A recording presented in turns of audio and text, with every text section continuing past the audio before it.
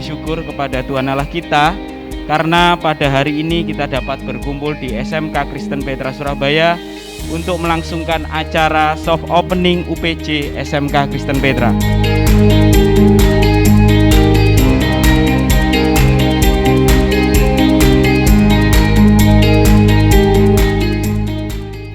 Kalau bukan Tuhan yang membangun, sia-sialah orang membangunnya.